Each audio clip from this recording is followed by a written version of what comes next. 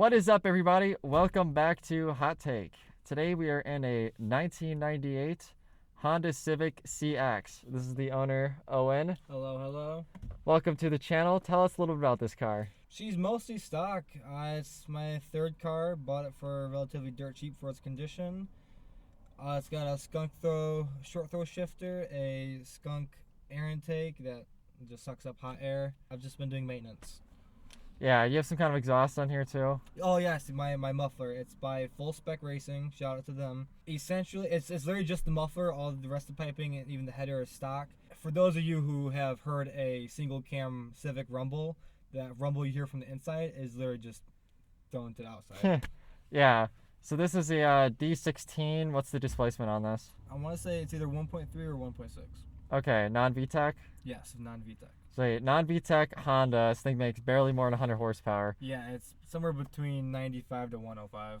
Yeah, but it's got character. Let's go ahead and go out on the road and see how this thing drives.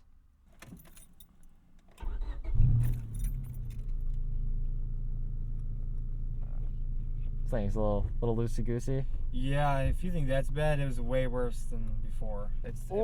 But it is toward the top. Manual steering. Yeah, power steering. No power steering.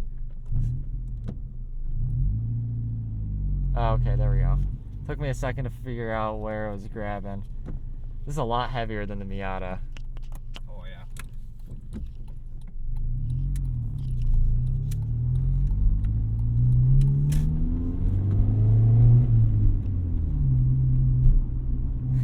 It's weird. I haven't driven a car with a tach before, and usually yeah, so my points are 20, 40, 60, 80.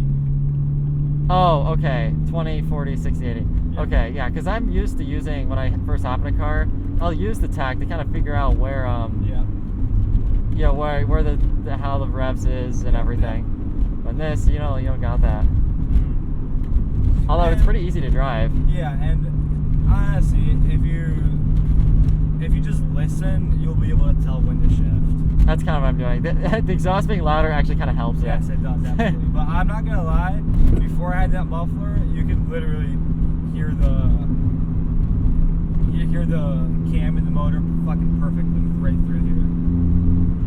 The cam? What do you mean, like the induction sound, or? Yeah, like the rumble from the motor, you can hear it perfectly. Oh, okay. Whatchamacallit? When you're in a high gear, high RPM, and you go into a low. Money shift? Yeah. Yeah, no, I would be too. Shift. This is pretty vague. Although it gives me a. Oh, downshifts are easy. Downshifts are way easy. If I do money shift, it gives me a reason to do a motor swap. Put any other engine in it. Yeah. How accurate is that speedo? It's 5 off, so you're doing 5 fast or slow? On there, it's 5 more faster. So we were going. So that's reading faster than we're going. Yeah. Oh, okay. So if it says 60, we're going 55. Yes. It's within the 3 to 5 miles. Yeah. You do have a nice little whoosh from the intake up there. I do. It sounds very tuner car-y. Yeah. Sounds a lot like the Eagle Talon I drove. Yeah. Why am I forgetting the trim name? I think it's what is it, GS? Oh, GST. Yeah, because it's turbo, non-all-wheel drive. Anyway, it sounds kind of like that, very like bassy. I like that old school JDM 4-cylinder sound. Yep, it's beautiful. As far as driving mechanics go, obviously the shifter's a little loosey-goosey, but yeah, the steering, it's got a good level of feedback. I mean, it's a little more numb than. Yeah. And unfortunately, because I don't have any power steering, it's heavy. Yeah. Well, honestly, I'll be honest, it's only heavy from a dig. No, yeah, once you get going, it's fine. And it does have a good weight, too, once you get going. Yeah. If you really give it the beans through these curves, through this road, you'll probably have so much fun.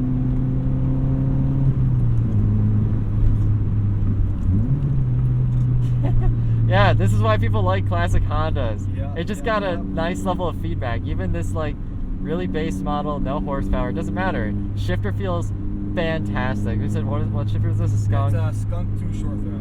Yeah, that feels great. I mean, that's not cool, but Ah, who cares? Exactly.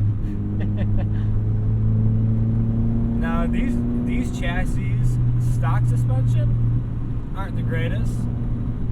I don't think it's that bad. No, it's even really alignment's not. good. But as far as like handling goes, when you put some aftermarket suspension, these things become handling monsters. I bet. This thing, it hugs the corners really nicely, has a really good level of feedback. I'm surprised. This handles better than my EP3 did, honestly. Or maybe it just feels that way because it has a lot more feedback. I'd have to hop into another EP3 with like my modern automotive eyes. Driveline. Yeah, they're cool. In fact, before I got this, I was looking at one. But I was like, I love the body of the EK more. I gotta go with This is more classic. The EP3 is kind of like the unloved weird child of Civics. The rotten egg that nobody wanted. Yeah.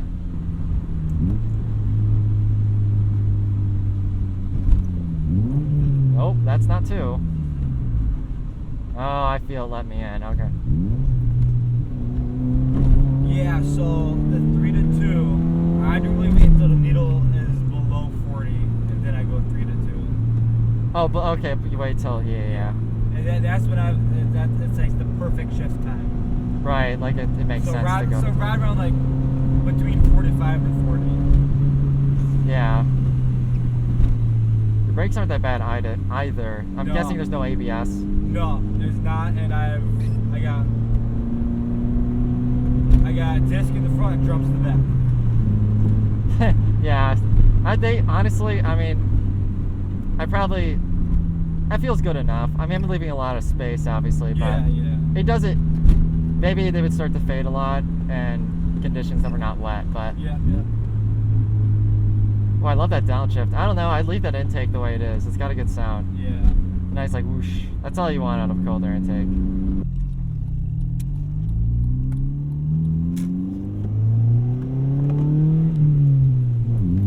Oh. Yeah, you have to like not feather, but like the perfect timing to do that. Okay. Or else it'll just rock you back and forth like that. Is that how they are, or is this one you mount?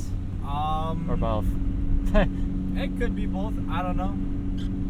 Well, I'm finding this now with a lot of like lower model cars that are older. They have a lot more like I call it throttle stumble, like slack almost. Okay. So like my car, now granted I have poly, but even like stock ones, it's still pretty immediate. When you put your foot down, there's a little bit of hesitation, but it picks up pretty quickly. Yeah. And I'm finding like a lot of Japanese cars, Civics, the Miata was this way. You put your foot down, like if you just jab the throttle, like you get like a boom, like it kind of takes a second. Yeah. Now that one too, that was a lot of throttle stuff. I was not ready for that. That's okay. If you're a bad driver or like you're not used to the car, and you know, like you said, you don't do the clutch work perfectly, then it punishes you for it. Absolutely. What's crazy is how light that clutch is. It is a pretty light clutch. Because I'll go into other cars and go to press the clutch on, and I'm like, dang, that's a way. It's not like horribly heavy, but compared to my car, it's like, yeah, this is like really light. Yeah. I don't even gotta put any effort. I can just you can just put your foot on it and it goes down. Oh, I keep hitting 4. All right, so all the way over. So when I do a 3 to 2, I just come down diagonally to it, or you could just do H pattern like that. Weird.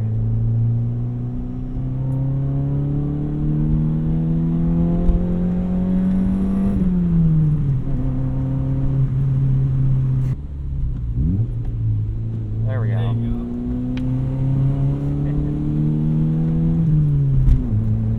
go. Oh, long gearing. Yeah. This thing's a lot of fun though. It's got good level of driver's feedback. You kind of, that shifter feels amazing. Yeah. That's quintessential Honda shifter right there. Yeah. Well, once you get used, especially with my slop. Yeah. Once you get used to it, it's so enjoyable. It's a lot of fun. And it doesn't have a lot of horsepower, but I mean, it's like. Would you rather? Here's the question: Yeah. Would you rather drive a car with a lot of horsepower but never be able to gut it and use it all? Or would you rather drive a car with a little lower horsepower and be able to give it the beans and not get in trouble? Right. I'm with you there. What's interesting about this car, especially with gearing, so I drove an Integra Type R not too long ago for a video, and of course had a technical camera issue. We rescheduled, but driving that, the gearing was so much shorter, and that's what I expected coming into this. But this, the gearing is like real econo box gearing. And of course, you can't tell because you have a tack. Yeah. Key difference is Integra Type R. Well, right. That's a sports car. I mean, those things sit at like $4,000 on the highway, basically. Yeah. I'm sure this sits at like $3,000. Yeah.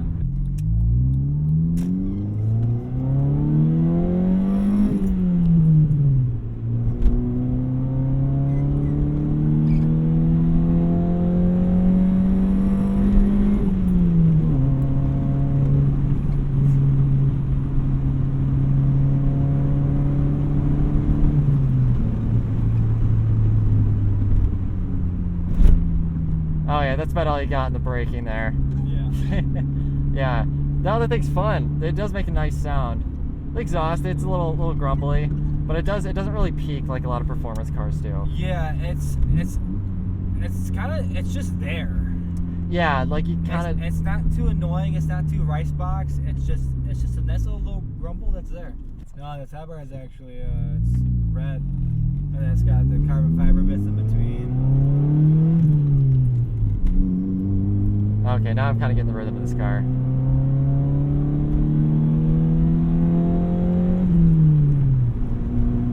You sure there's no Vtec? There is no Vtec. Okay, I feel like there was a point where it does climb onto the cam, because I felt like I heard a change in the engine note, but there's a lot of noises in here, so I could have also not heard that. No, I thought about buying a Vtec head, putting a Vtec head on, but I might as well save my money for an engine swap. Yeah. And I thought about turboing the D16 and just pushing it all the time until it blew. But again, I would rather just save my money and put it all towards the V18 swap. Yeah, the engine you really want. The V18 is such a sweetie. Yeah. It's really the best Honda engine. Yeah. A lot of people beg to differ. K20, K24s, or even I hear a lot of good things about the B20. I hear they handle boost crazily. I mean, it's a 2-liter. Sorry, I should correct. The K series is the best engine. I just think the B series are cooler. They have a better induction sound. Yeah, the K series sound more like buzzy Honda. The reason I want to go with the B because it feels genuine to this car. Because of the era, yeah. Because overseas it came with Bs. Granted, not at 18, it came with 16, but I want more power and more torque, so I'm gonna go with 18. Ks almost feel like a cheat code. They're like the LS of Civics. Yeah, or the I like to call them the 4-cylinder LS. That's kind of what they are. That's exactly what they are. This chassis is so great. I don't get to go on roads like this too often. Yeah, you get into a rhythm with this car really easily.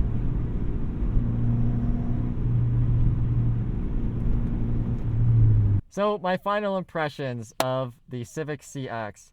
It was unexpectedly good. I mean, I knew it wasn't gonna be bad because Hondas, especially manual Hondas from this era, they just drive nice. But I mean, even with the amount of play that's in gear, it still shifts amazing.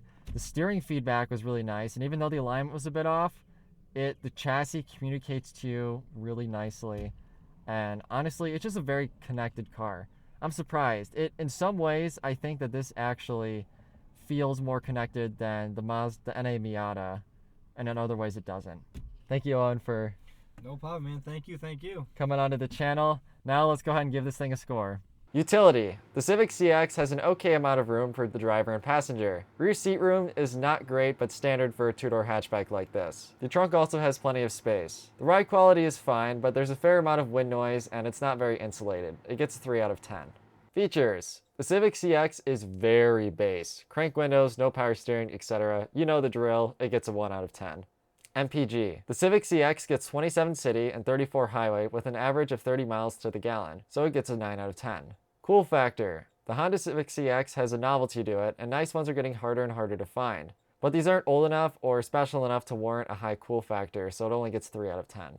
Driver's feedback. The EK Civic excels in this area. The steering is pretty responsive and the suspension communicates really well to the driver. The shifter is amazing, but Hondas are known for this. Unfortunately, the pedal feel hurts it. Brakes are on the spongy side, and I didn't find the clutch or gas pedal particularly inspiring. However, it still gets a 7.5 out of 10. Acceleration. The Civic CX has 0 to 60 of 11.6 seconds. It gets a 1 out of 10. Should you buy it? The Civic CX is pretty underwhelming as a performance car, but if you want an entry-level enthusiast car, this is perfect. I could not believe how much fun this car is on back roads. Throw on some good brakes, tires, and coilovers, and you have the perfect weekend warrior or entry-level track car.